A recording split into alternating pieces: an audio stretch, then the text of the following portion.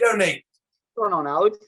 What's up, man? Why did I walk past you? I wasn't eavesdropping or anything in Amberg Hall the other day, and I heard you say that Irish people make better Italian food than Italians do. What's up with that? Alex, you're exactly right. That's what I said. In fact, I said that nobody makes Italian food like the Irish. Some of the best stuff I've ever had in my life. You've never been to Anthony's Ristorante, Franco and Giuseppe's, Giovanni's, Vittoria's. Where Alex, did you get that information from? Alex, you can say all the Italian names that you want. It is not going to change my mind. Listen, thank God that you were at that Tulsa playoff game where Temple had a hard time squeaking one out. But listen, I wouldn't even have had the show if you weren't on there because we got a lot to talk about in this week's episode. Me and Brooklyn, we're very excited to have you on. But first, you know what we got to do? Take a time out. Let's take a time out.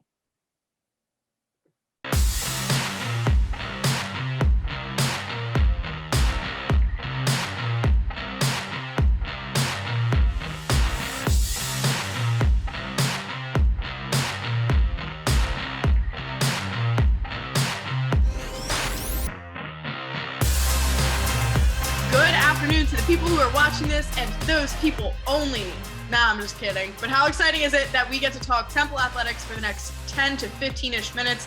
A lot of exciting things going on this week for Temple. Alex, aren't you thrilled to be here? Yeah, you might as well call me Michael Jackson because like his song Thriller, I am more than thrilled. All right, but listen, let's get into the action. Temple men's soccer had a huge Thursday afternoon as they looked to take down Tulsa in the playoff semifinal game. Brooklyn, how did it end up?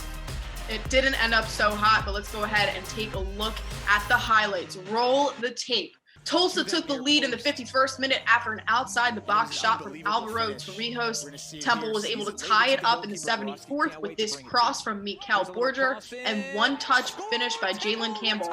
Those would be the only goals of the game as this one went all the way to a penalty shootout. The Owls won't convert on their first three kicks, and Alex Meinhardt puts the dagger to give Tulsa the victory. Meinhardt brings victory to Tulsa. The Golden Hurricane advanced to the tournament title game.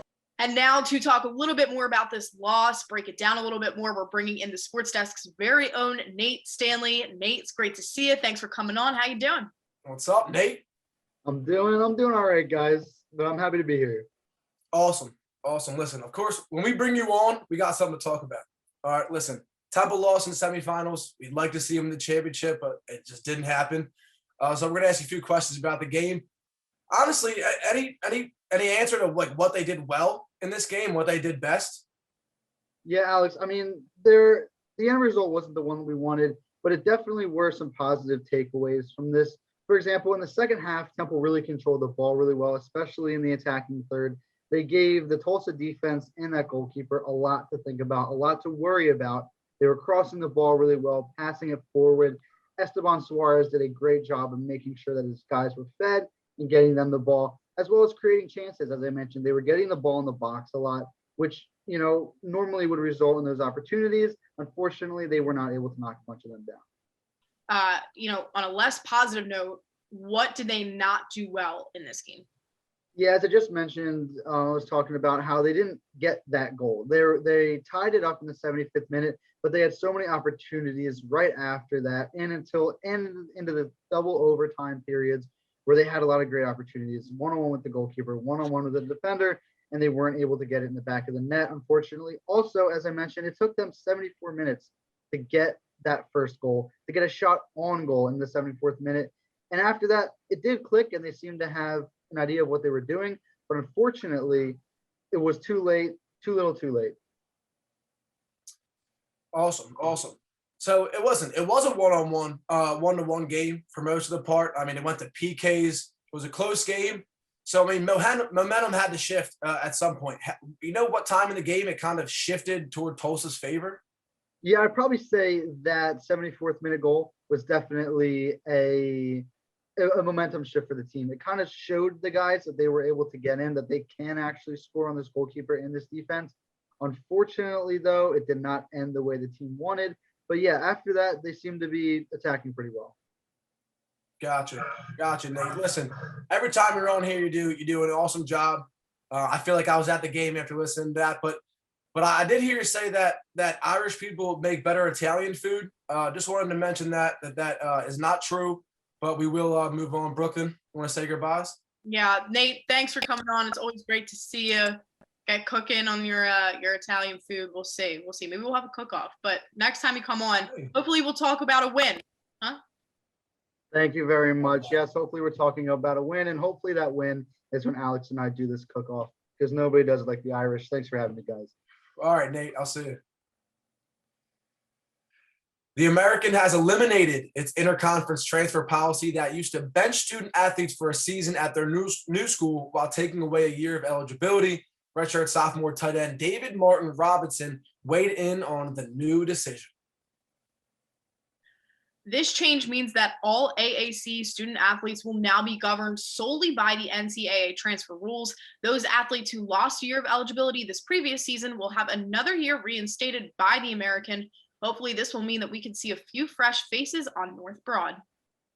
And one of Temple's newest fresh faces, De'wan Mathis, has well-documented talent. We know that from his time at Georgia. But unknown to many, the Georgia transfer faced a giant obstacle when he's returned to the football field. Temple Updates' Caden Steele has more on his story. Former Bulldog De'wan Mathis looks to win the Owls QB1 spot in practice, and he's no stranger to a tough challenge. The former four-star recruit missed the 2019 season due to an emergency surgery to remove a brain cyst. So I call it a life-changing experience, and that has helped me tremendously with dealing with adversity. No matter what anybody throws in front of me, I can beat it. Mathis's return to the field wasn't easy. He had a lot of health issues to take care of before even thinking about football, but it was nothing the Michigan native couldn't handle. I say the road to recovery, it was tough at first. I had to learn how to walk, I had to learn how to talk again. It wasn't easy at all, but God definitely gives his toughest battles to his strongest soldiers. You know what I mean? Now at Edbert Olson Hall, Mathis is acclimating to a new system with a chance of becoming the leader of the Owls offense. The lessons he learned from the surgery recovery helps him as a competitor on the practice field. I say this year, I know how to handle each play, whether I throw a pick six the last play or I throw an 80-yard touchdown. It really doesn't matter because the next play is the most important play. So Mathis's talent and dedication to the game has already been noticed by teammates, including offensive coordinator Mike Uremovich. He's not a one-dimensional quarterback. Sometimes you get the guys that are known as athletes, or they call them pocket passers, however they do it in recruiting. We always want a guy that can do both, and he can do both. Mathis's situation provided him the motivation to excel and take advantage of this new opportunity at Temple University. Reporting for Temple Updates Sports Desk, I am Caden Steele.